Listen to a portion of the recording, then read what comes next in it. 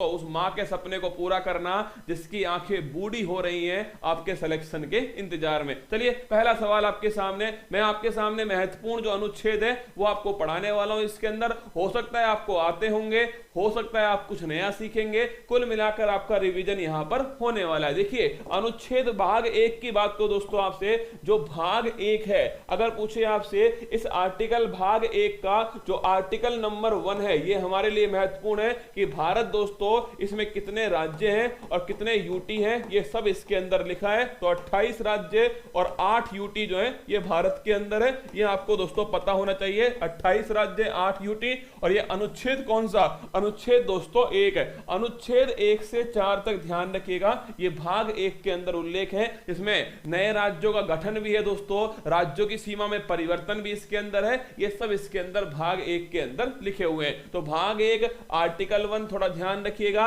राज्य और यूटी का उल्लेख है। अगर मैं पूछूं आपसे कि संविधान में भारत के लिए कौन कौन से शब्द का उल्लेख है, देखिए फिर याद करा रहा हूं, संविधान में भारत के लिए कौन कौन से शब्द का उल्लेख है। तो देखो संविधान में लिखा हुआ है कि India that is Bharat shall be a union of state. Note करना, संविधान में क्या लिखा हुआ है, इंडिया डेट इज भारत, क्या India that is Bharat shall be a union of state.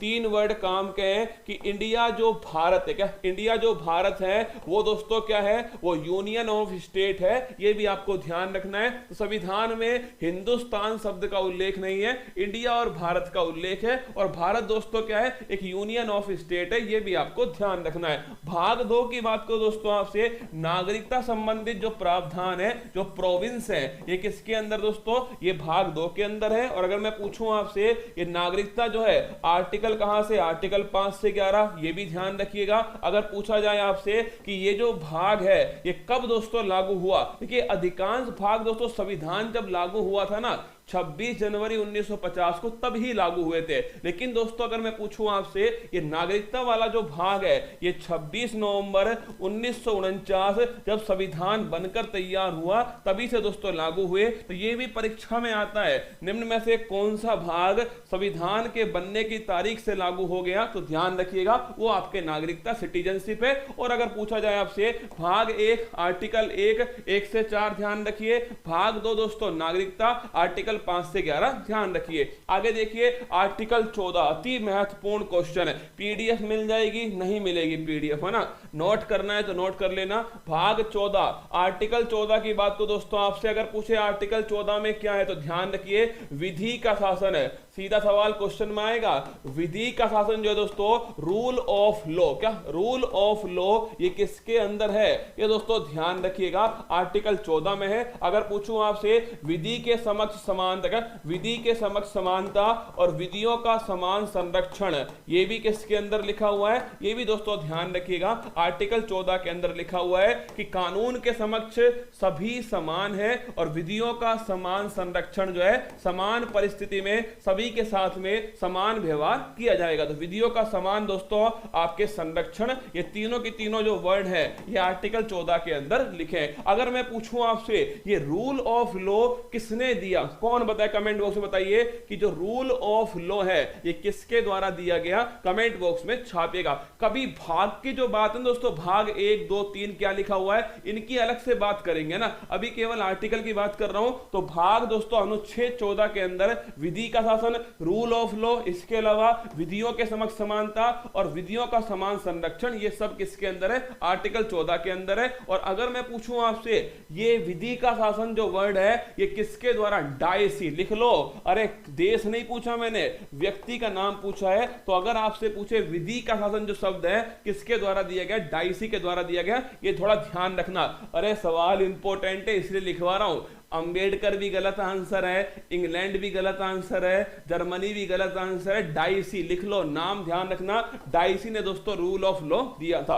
आपसे पूछे अनुच्छेद 17, इसका संबंध दोस्तों अस्पृश्यता का अंत, क्या अस्पृश्यता का जो अंत है इसे इंग्लिश में कहते हैं अनटचेबिलिटी, क्या अनटचेबिलिटी जो है दोस्तों इसका जो अंत है, अगर पूछा जाए आपसे ये किसके अंदर लिखा हुआ है, तो ये भी ध्यान रखिएगा, ये आर्टिकल 17 में लिखा हुआ है। और ये दोस्तों हाल ही में एमपीपीसीएस की परीक्षा में पूछा गया सवाल था कि अस्पृश्यता का अंत किस अनुच्छेद के अंदर, आर्टिकल 17 में। आपसे पूछे अगला क्वेश्चन आर्टिकल 18, तो लिखना दोस्तों उपाधियों का जो अंत है, क्या उपाधियों का जो अंत है आप सभी जानते हैं किसके अंदर है, आर्टिकल 18 के अंदर है। अगर पूछूं मैं आपसे कि आर्टिकल जो 18 है इसमें अपवाद स्वरूप ध्यान रखिएगा, एक तो दोस्तों आपके सेना, क्या एक तो सेना और एक विद्या, ये दोनों दोस्तों इसमें शामिल नहीं है। उपाधियों का अंत आर्टिकल 18, इसी अनुच्छेद से टकराव किसका हुआ था दोस्तों, जो भी आपके पद्म पुरस्कार है ना जो 1954 में स्टार्ट हो गया। पद्म पुरस्कार कब स्टार्ट होते हैं,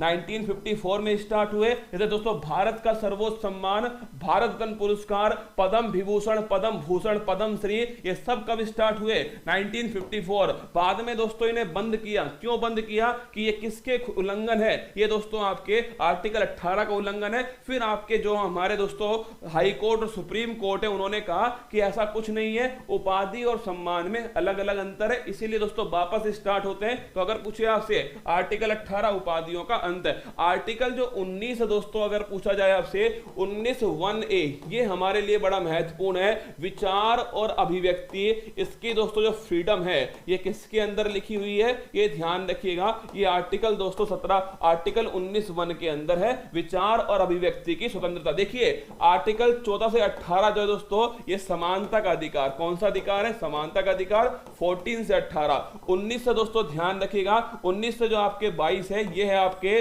फ्रीडम दोस्तों, स्वतंत्रता का अधिकार है 19 से 22। 23-24 में शोषण के विरुद्ध अधिकार है, ये आपको ध्यान रखना। 25 से 28 जो है दोस्तों ये धार्मिक स्वतंत्रता का अधिकार है। तो 19 जो है 19(1)(a), ये नोट करना, विचार और अभिव्यक्ति जो है आर्टिकल 19(1)(a। अगर पूछ गए आपसे, पूछ लिया जाए कि भाई आर्टिकल 19(1)(a) जो है दोस्तों विचार अभिव्यक्ति, विचार को प्रस्तुत करना क्या है, अभिव्यक्ति। अगर आपसे पूछे विचार को प्रस्तुत करना, अभिव्यक्ति का मतलब एक्सप्रेशन, क्या एक्सप्रेशन है। अरे धीरे धीरे पढ़ाना पड़ेगा आपको, वरना दोस्तों गोली की तरह चला दूंगा ना तो गोली की तरह आपके ऊपर से निकल जाएगा। धीरे पढ़ा रहा हूं, आगे दोस्तों ये आपके बहुत तेजी से पढ़ाऊंगा, देखना।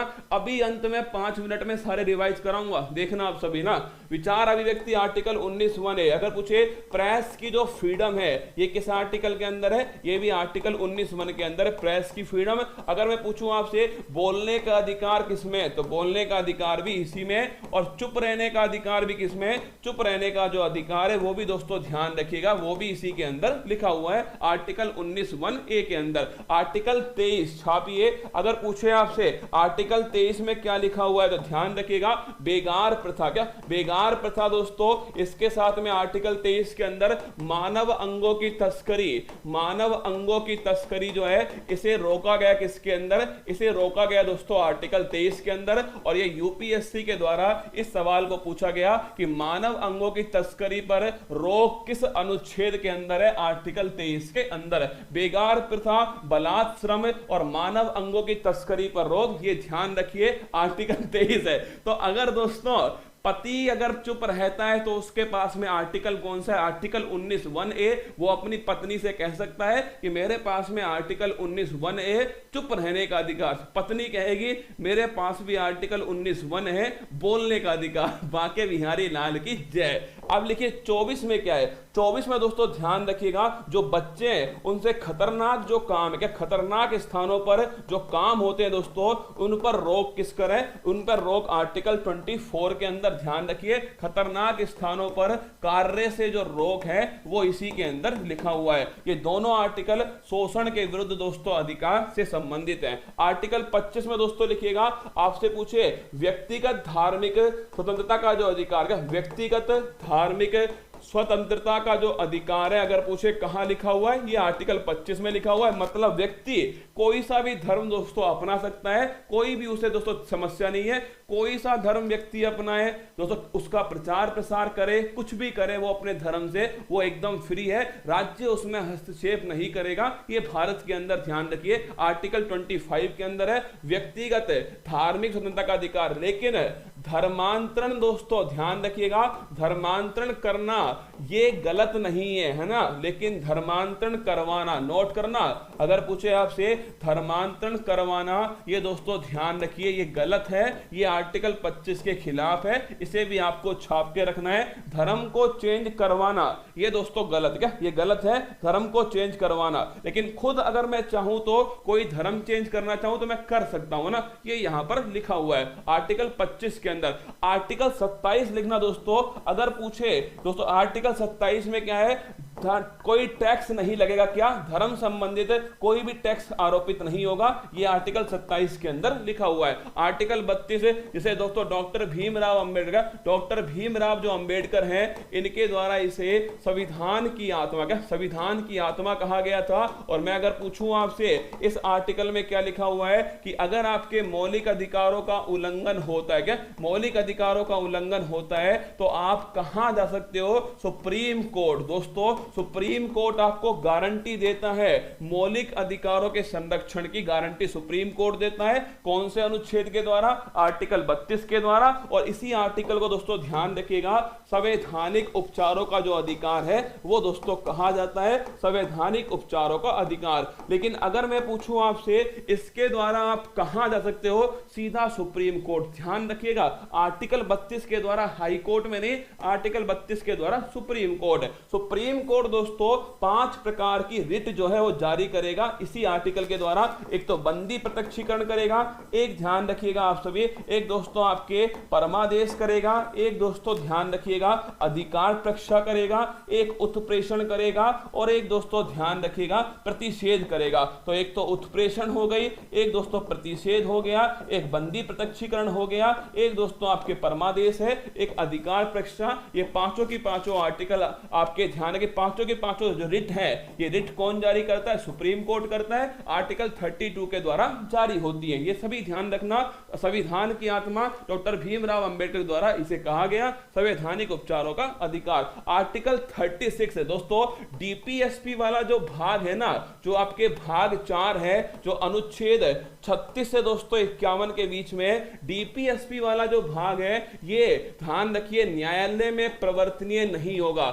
आप कहोगे इसका मतलब क्या है दोस्तों, तो इसका मतलब आप सभी ध्यान रखना, न्यायालय में प्रवर्तनीय नहीं होगा। ये किस आर्टिकल में लिखा हुआ है, आर्टिकल 37 में लिखा हुआ है। मौलिक अधिकारों का अगर उल्लंघन हुआ तो आप हाई कोर्ट और सुप्रीम कोर्ट जा सकते हो, ये पूरा आपके पास में अधिकार है। लेकिन दोस्तों अगर किसका उल्लंघन हो गया, आपके डीपीएसपी का उल्लंघन हुआ तो आप नहीं जा सकते, ये भी आपको ध्यान रखना है, ठीक है। अगला आर्टिकल 39A, तो नोट करना 39A दोस्तों कौन सा है, निशुल्क विधिक सहायता। क्या निशुल्क विधिक सहायता जो है ये आर्टिकल 39A के अंदर है, निशुल्क विधिक सहायता। थोड़ा ध्यान रखिए, फ्री लीगल एड, क्या फ्री लीगल जो एड है ये दोस्तों ध्यान रखिएगा आर्टिकल 39A के अंदर लिखा हुआ है। आर्टिकल 40 है, ग्राम पंचायत जो है इसका दोस्तों जो गठन है, ये आर्टिकल 40 के अंदर ध्यान रखिए ग्राम पंचायत का गठन। अगर पूछे आपसे आर्टिकल 44 है, समान नागरिक संहिता। क्या समान नागरिक संहिता, ये थोड़ा ध्यान रखिएगा आर्टिकल 244 में यूनिफॉर्म सिविल कोड। क्या यूनिफॉर्म सिविल कोड। आर्टिकल 247 पोषण का जो अधिकार है, राइट टू न्यूट्रिशन, पोषण का अधिकार, ये किस अनुच्छेद के अंदर है, तो ध्यान रखिएगा आर्टिकल 47 के अंदर राइट टू न्यूट्रिशन। क्या राइट टू न्यूट्रिशन जो है दोस्तों ये आर्टिकल 47 के अंदर है। अगला पूछे आर्टिकल 50 कार्यपालिका, और दोस्तों आपके ध्यान रखिएगा न्यायपालिका जो है इसमें जो पृथक्करण है, अगर पूछे किस आर्टिकल के अंदर है, कार्यपालिका और न्यायपालिका दोस्तों इसका जो पृथक्करण है, शक्तियों का जो बंटवारा है, ये ध्यान रखिएगा कहां पर है, आर्टिकल 50 में। अच्छा क्वेश्चन है आर्टिकल 50, थोड़ा नोट करना ना। आर्टिकल 51 दोस्तों लिखिएगा, आर्टिकल 51 में क्या लिखा हुआ है, अंतरराष्ट्रीय शांति। अगर मैं पूछूं आपसे कि भारत की विदेश नीति दोस्तों किस अनुच्छेद के अंदर है, तो आर्टिकल 51 के अंदर थोड़ा ध्यान रखिए,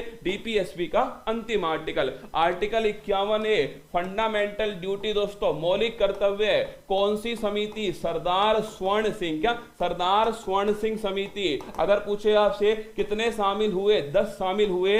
कौन सा संविधान संशोधन है? 42वां संविधान संशोधन है। कब होता है? 1976 में। वर्तमान में कितने? 11 दोस्तों। अगर पूछे 11वां कब शामिल हुआ? 86वां संविधान संशोधन है सन 2002। और 11वां है कौन सा? शिक्षा से संबंधित है 11वां। सारी बातें आपको ध्यान रखनी है, ठीक है। आर्टिकल 52, 53, 54, 55, 56, 57, 58, 59, 60, 61 है। ये हमारे लिए महत्वपूर्ण हो गए क्योंकि जिस समय हम परीक्षा दे रहे हैं ना, 51A बड़ा लिखना है। पहले ध्यान रखिएगा, 51A गलत है ये वाला ना, ये वाला 51A ठीक है। जब भी दोस्तों किसी संविधान संशोधन के द्वारा संविधान में कोई भी आर्टिकल जोड़ा गया है तो उसमें बड़े वाले दोस्तों कैपिटल लेटर का उपयोग हुआ। ये थोड़ा आपको ध्यान रखना है। वैसे फर्क कुछ नहीं पड़ेगा, आप कुछ भी लिख लीजिए, पर दोस्तों अगर आप 51A लिखते हो और सामने कोई पॉलिटी का जानकार है तो उसे अच्छा लगेगा देख करके कि आपको पता है कि बड़े और छोटे में क्या अंतर है, ठीक है। देखो जैसे मैंने लिखा आर्टिकल 19(1)A, इसमें मैंने स्मॉल a लिखा क्योंकि दोस्तों ये संविधान के अंदर था, मूल संविधान में था। अगर मैं ऐसा लिखता 19(1) कैपिटल A, मतलब दोस्तों ये संविधान संशोधन के द्वारा जोड़ा गया है, ठीक है। तो ध्यान रखिएगा। अगर पूछे आर्टिकल 52, भारत का एक राष्ट्रपति होगा, आर्टिकल 52 के अंदर लिखा हुआ है। 53 में दोस्तों राष्ट्रपति में कार्यपालिका शक्तियां निहित होंगी, ये कहां लिखा हुआ है? आर्टिकल 53 के अंदर लिखा है। आर्टिकल 54 ध्यान रखिएगा, निर्वाचक जो मंडल है, इलेक्टोरल जो है दोस्तों, निर्वाचक जो मंडल है, ये आर्टिकल 54 के अंदर है। 55 में ध्यान रखिएगा, निर्वाचन की जो प्रक्रिया है दोस्तों, ये आर्टिकल 55 के अंदर। और पूछूं आपसे कौन सी प्रक्रिया है? सिंगल ट्रांसफरेबल वोट, लिखिएगा एकल संक्रमणीय मत, क्या एकल संक्रमणीय मत पद्धति दोस्तों, ध्यान रखिएगा, ये आपके ध्यान रखना आर्टिकल 55 में, ठीक है। अगला आर्टिकल 56 दोस्तों, आर्टिकल 56 नोट करना। आपसे पूछे कार्यकाल किसके अंदर है? आर्टिकल 56 में 5 साल होता है कार्यकाल, लिखा हुआ है। 57 दोस्तों लिखना, पुनर्निर्वाचन जो है, री इलेक्शन जो है, किसके अंदर है? आर्टिकल 57 के अंदर। 58 में दोस्तों लिख लीजिए योग्यताएं और अर्हताएं, ये कहां लिखी हुई है? क्वालिफिकेशन जो है, ध्यान रखना आर्टिकल 58 में। 59 में दोस्तों शर्तें, कंडीशन किसमें? 59 में। 60 में लिखिएगा शपथ कौन सी में? आर्टिकल दोस्तों 60 के अंदर। और 61 में लिखना महाभियोग, इंपीचमेंट, हटाने वाली जो प्रक्रिया है, ये आर्टिकल 61 में। आपसे पूछे दोस्तों, ये नोट करना, अगर मैं पूछूं आपसे कि जो 61 है, ये 61 दोस्तों छाप लीजिएगा। अगर पूछे राष्ट्रपति के महाभियोग में कितना बहुमत चाहिए, तो कुल का 2/3 बड़ा बहुमत, क्या ये सबसे बड़ा बहुमत दोस्तों, कुल मेंबर्स का 2/3 जो है वो महाभियोग के अंदर, इंपीचमेंट के अंदर चाहिए। तो 52 में राष्ट्रपति, 53 में दोस्तों कार्यपालिका शक्ति, 54 में उसका निर्वाचक मंडल है, इलेक्टेड एमएलए और इलेक्टेड एमपी जो है शामिल है। 55 में दोस्तों निर्वाचन की प्रक्रिया, पीआर विद एसटीवी, आनुपातिक प्रतिनिधित्व, एकल संक्रमणीय मत पद्धति। 56 में क्या है? कार्यकाल। 57 में दोस्तों आपके पुनर्निर्वाचन। 58 में ध्यान रखिएगा योग्यताएं और अर्हताएं। 59 में दोस्तों छाप के रखिएगा। 59 में आपके क्या है? पद की शर्तें हैं। 60 में दोस्तों आपके शपथ है। 61 में छापिएगा आपके महाभियोग, इंपीचमेंट, थोड़ा ध्यान रखिए, ठीक है। 61 के बाद में 63 में क्या लिखा हुआ है? एक उपराष्ट्रपति होगा, ये 63 के अंदर लिखा हुआ है। तो वाइस प्रेसिडेंट जो है 63 के अंदर है। 72 दोस्तों क्षमादान जो है, ये किसके अंदर है? आर्टिकल 72 के अंदर है। क्षमादान की शक्ति किसकी? राष्ट्रपति की है। और अगर मैं पूछूं आपसे राष्ट्रपति और राज्यपाल की क्षमादान की शक्ति में क्या अंतर है? एक तो मृत्यु दंड को माफ करने का अधिकार किसके पास है? ये ध्यान रखिएगा, राष्ट्रपति के पास है। एक दोस्तों मार्शल लॉ जो है, इसे भी समाप्त करने का अधिकार किसके पास है? राष्ट्रपति के पास है। ये दोनों दो अधिकार है केवल राष्ट्रपति के पास में स्थित है। अगला देखिए आर्टिकल 76 दोस्तों नोट करना। 76 जो है महाभियोग, इंपीचमेंट, क्या सॉरी दोस्तों ना, आर्टिकल 76 लिखना अटॉर्नी जनरल, महान्यायवादी, क्या महान्यायवादी जो है दोस्तों, ये आर्टिकल 76 के अंदर है। और अगर मैं पूछूं आपसे महान्यायवादी का मतलब भारत सरकार का सबसे बड़ा वकील, क्या सबसे बड़ा वकील। और मैं अगर पूछूं आपसे दोस्तों, ये जो महान्यायवादी है, अगर पूछा जाए आपसे कि ये किसके प्रसाद पर्यंत होता है, ये राष्ट्रपति के प्रसाद पर्यंत जो है होता है। ये भी आपको थोड़ा ध्यान रखिएगा। क्या ये जॉइंट मीटिंग में भाग ले सकता है? बिल्कुल ले सकता है, पर क्या वोटिंग में भाग लेगा? वोटिंग में दोस्तों ये भाग नहीं लेगा। भारत का सबसे बड़ा वकील है, प्रसाद पर्यंत किसके? राष्ट्रपति। मतलब दोस्तों इसकी नियुक्ति, इसके वेतन भत्ते, इसका कार्यकाल सब दोस्तों राष्ट्रपति के ऊपर है। कुल मिलाकर इसका माई बाप कौन है? राष्ट्रपति। इसका दोस्तों ध्यान रखिएगा, माई बाप की तरह है। आर्टिकल 79 संसद का उल्लेख किसके अंदर है? आर्टिकल 79 में। संसद का मतलब दोस्तों लोकसभा, राज्यसभा और राष्ट्रपति, ये तीनों किसमें शामिल है? संसद में शामिल है। और ये किसके अंदर लिखा हुआ है? आर्टिकल 79 में लिखा है। और ये क्वेश्चन अभी हाल ही में एमपीपीसीएस एग्जाम में पूछा गया। आगे देखिए 80 में क्या लिखा है दोस्तों? 80 में लिखा है राज्यसभा। याद करो सरला, अरे याद करो सरला। संसद हो गई 79, राज्यसभा हो गई 80 में, लोकसभा हो गई दोस्तों 81 में। तो राज्यसभा का उल्लेख आर्टिकल 80 के अंदर, लोकसभा का जो उल्लेख है दोस्तों ये किसके अंदर है? आर्टिकल 81, 81 के अंदर लोकसभा का उल्लेख। 108 में क्या है? तो 108 में लिखना दोस्तों, 108 के अंदर लिखा हुआ है आपके ज्वाइंट सिटिंग जो है, ये ध्यान रखिए 108 में ज्वाइंट सिटिंग कब कब होगी? तो नोट करना, सामान्य जो विधेयक है इस पर हो सकती है ज्वाइंट सिटिंग, किस पर? सामान्य विधेयक पर हो सकती है। और धन विधेयक जो है इसके ऊपर भी ध्यान रखिएगा, ज्वाइंट सिटिंग जो है हो सकती है। किसके ऊपर नहीं होगी? तो लिख लेना ज्वाइंट सिटिंग जो है दोस्तों ये किसके ऊपर नहीं होगी? तो लिखना संविधान जो संशोधन विधेयक है, संविधान संशोधन जो विधेयक है इसके ऊपर ज्वाइंट सिटिंग नहीं होती है। और अगर मैं पूछूं आपसे क्या धन विधेयक पर ज्वाइंट सिटिंग होती है? कमेंट बॉक्स में छाप के बताइए, क्या धन विधेयक के ऊपर ज्वाइंट सिटिंग होती है नहीं होती है?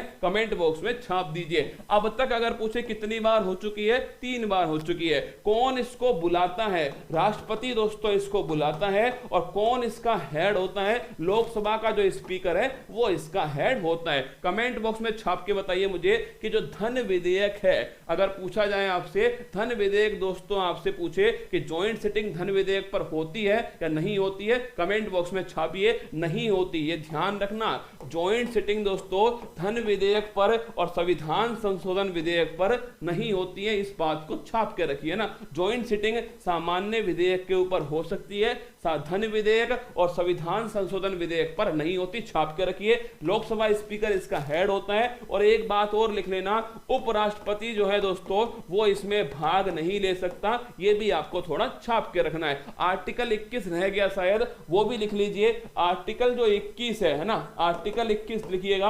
आर्टिकल 21 में क्या लिखा हुआ है दोस्तों? आर्टिकल 21 में प्राण और दैहिक स्वतंत्रता, इसका नाम क्या है? इसका नाम है प्राण और दैहिक स्वतंत्रता दोस्तों, इसका नाम है। अगर मैं पूछूं आपसे ये सबसे बड़ा आर्टिकल, क्या सबसे बड़ा आर्टिकल कौन सा है? आर्टिकल 21 है दोस्तों। अगला आर्टिकल 21 है, इसी में आपके सोने का अधिकार आर्टिकल 21 में, राइट टू प्राइवेसी निष्ठा का अधिकार आर्टिकल 21 लिख लीजिए। राइट टू प्राइवेसी किसके अंदर है? ये भी दोस्तों आर्टिकल 21